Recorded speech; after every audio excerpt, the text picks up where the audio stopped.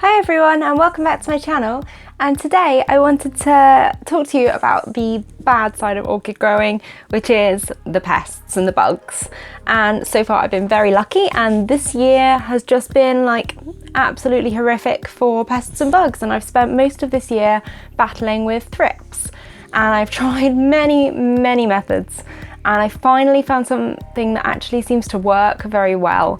So I kind of wanted to share that with you guys, but also to give you a bit of a visual reminder of what thrips damage looks like, and even actually what a dead thrip looks like, because I've got one right here. You see it? Yeah. I found quite a few actually. When I was spraying this treatment, I was literally seeing thrips jumping off the plants and dying on the shelves. So I'm now well acquainted with what a thrip looks like, and also what thrips damage looks like, but also more importantly, how to kill them. So I wanted to walk you through a little bit about thrips, why they're so difficult to kill or control in a population, especially in a large collection with plants, and also how I'm killing them. So first of all, a little bit of a background about thrips. So thrips are tiny little flying insects, and they are almost, you almost wouldn't know that they fly looking at them. Their wings aren't visible. In the UK, we also call them storm flies or storm bugs, and I didn't know that thrips and storm flies were one and the same until I started encountering them in my orchids. So they love to munch on new growths. And I think one of the main signs that you've got thrips is damage on new leaves like this. Also, you can see where this leaf was forming, I had damage. So you can see this has been a long-term problem through this year. And they tend to kind of, I think they must sit in the crown and just munch away and on the new leaves and new growths. And this is particularly evident in my Phalaenopsis collection, but I also have had a few other types of orchids affected. So this is another example of a Phalaenopsis with thrips damage on the new leaf while it was growing, and with regular thrips treatment I've stopped that damage. So you can kind of see as a visual progression of my treatment regime. It was really bad here, and then we finally got to a stage where it's not so bad. So another one that's been quite affected is one of my cattleyas. This is one of my ones that I got through a Schwerter order, which is the Epicattleya, Epicyclia, I can't remember which one. René Marquez crossed with Cattleya schilleriana. And unfortunately, this one has been really badly affected by thrips. You see the damage there when this leaf was forming. See the damage there when this leaf was forming. Even got some damage up there on the previous leaf. Now, I had my windows open for much of the start of my growing season, and I could see them coming in through the windows. I started noticing this problem, and I wasn't entirely sure what was causing it. So I was kind of like looking through all my plants, and I found the storm flies, I thought they were. So I did some research as to what they actually were, and obviously found out that they were thrips and that they'd caused this damage. And then I literally went up to the window one day and just saw them coming in through the window. At which point, obviously, I shut all my windows and realized, you know, obviously bugs can come in when they are present outside, but the damage was already done, and now they're kind of shut. They've been shut in my grow room, so I think that makes it even worse because they can't come and go like they would outside or in a greenhouse. They're literally just breeding on my orchids, but not anymore, hopefully.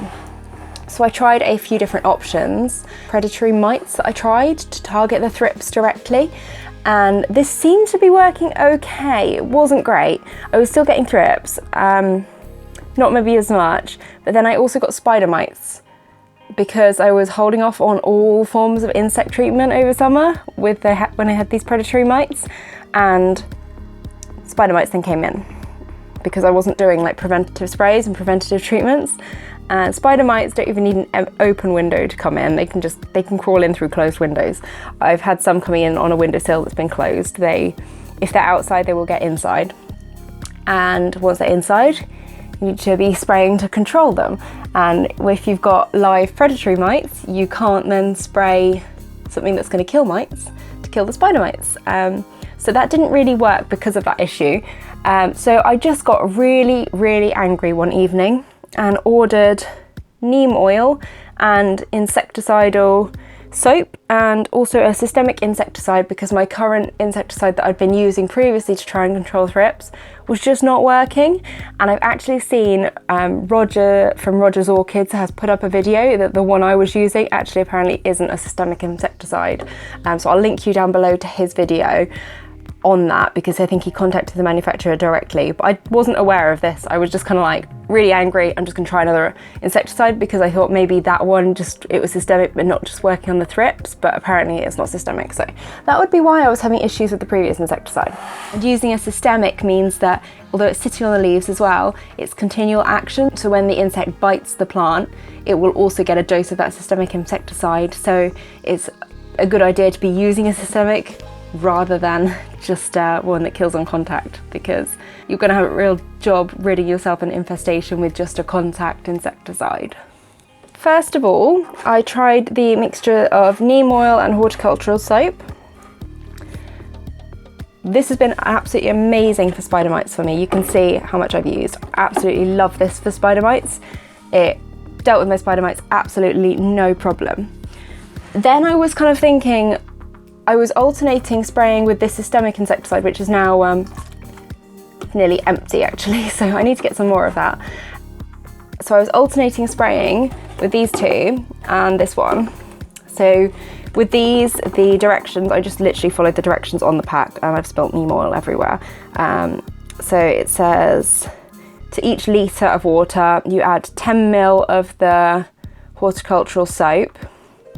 So per litre, you put 10 ml of horticultural soap in and 5 ml of neem oil in 1 litre of water. So I've got a 2 litre pump sprayer.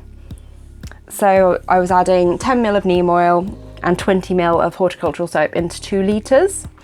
I was also treating with this at the recommended concentration by the manufacturer, which is I think 20 ml in 2 litres. Yeah, so 10 ml in 1 litre, 20 ml in 2 litres. And so I was alternating these, and then I was kind of like, well, if I'm alternating these treatments anyway, they both seem to be working. Maybe I can just mix them together. So instead of mixing these with 2 litres of water, maybe I can mix these with 2 litres of Bug Clear Ultra at the dilution. So I did this just to show you the active ingredient of the Bug Clear Ultra. It's acetamiprid, 5 grams per litre. So yeah, I was mixing these two into this and then spraying all my plants directly with that. So I'd get 2 litres of water, to that I'd add 20 ml of this, 10 ml of the neem oil and 20 ml of horticultural soap to emulsify the neem oil in solution. Shake it all up, mix it together, spray my whole grow room down. And I could see thrips falling off the plants. No joking, like I thought that the neem oil wouldn't be very effective against the thrips, which is why I was using this. But I think in combination, it seems to work even better. I guess the oil actually makes this kind of sit on the leaves as well, maybe for longer. It forms like a coating on the leaves. But if I just show you, I literally have found so many dead thrips just on my plants, jumping off my plants. There's one here, that's a dead thrip. So that's a dead thrip. Then I found one on this one. So that's a dead thrip. And yeah, they've literally just been, I'll put a picture up. I took a picture after I'd done my first treatment because they're literally falling off the plants, dying. This is amazing. So yeah, this is my current war against insects. And in theory, I was a little bit cautious about using these all in one solution. In practice, this won't kill spider mites. I didn't know if this would be effective against thrips or not. I didn't think it would be. Together, we've got like a combination that'll kill spider mites and thrips. And I mean, this says it kills mealybugs as well. And these say they also kill mealybugs. So neem oil actually, although it's an oil, so it'll form a smothering action on insects, it also has some systemic properties where it actually acts as, I think, like a neurotoxin or something like that. It confuses the insects so that they have difficulty in reproducing. I think that affects mites and other insects as well. So it's both a smothering action and like a systemic action, I believe, from the information I've been able to find on neem oil. None of my plants have gone into direct sun directly after the spray, but that is something to be very careful with if you're using any form of oil on your plant, because it'll magnify the sun's rays and increase the ability of that to burn your plant, whereas with water at least it would evaporate. The oil is just going to sit on the leaves and cause more issues. So that's something to be very aware of. I haven't noticed any leaf damage associated with using all of these together. No issues with it, no issues with the neem oil, no issues with this causing any damage to the leaves.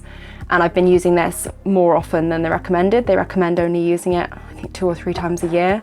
But I've been doing it pretty much every 10 days for the past few weeks. And I'm just amazed at the results that I've seen, because I thought I'd kind of got rid of the thrips, but clearly not if I can see them jumping off plants and dying on my shelves. The issue with thrips is that they have a life cycle where the adult form will obviously reproduce, but in the media. So then you've got eggs and larvae like in the media, then the larvae will come out of the media, feast on the plant, I guess, as well. There's different types of thrips, so it's kind of different for different types. The eggs and larvae are not necessarily affected by the same types of insecticides that the adults are. So you've kind of got to catch them at the right stage and just repeat killing the ones that your insecticide is effective against. And the AOS actually recommends alternating different insecticides to try and get all stages. But this seems to work really well. So this is my current kind of treatment regime. And I hope that the images I've put up on screen as well have been helpful in this, and the footage of thrips that I've got and saved over the last year while I've been trying desperately to figure out how to get rid of them. And it just takes, I think, a lot of persistence, but for me, this combination seems to be a really good one for all kind of insects. And I think as soon as summer starts, you need to start doing like preventative treatments regularly rather than waiting to have an infestation. So next year, I'm going to be really proactive in spraying down with this combination solution every kind of few weeks probably as a preventative, because I've just had a horrible time this year with thrips, and they've ruined some of my Vanda flowers as well. It's been kind of horrible.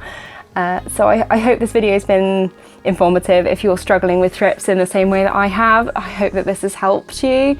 Or if you're not sure about identifying them, hopefully seeing some of my horrible plant damage has shown you guys that. So if you enjoyed this video, then don't forget to give it a like or subscribe to my channel for more regular orchid updates. And I will see you guys later. Bye!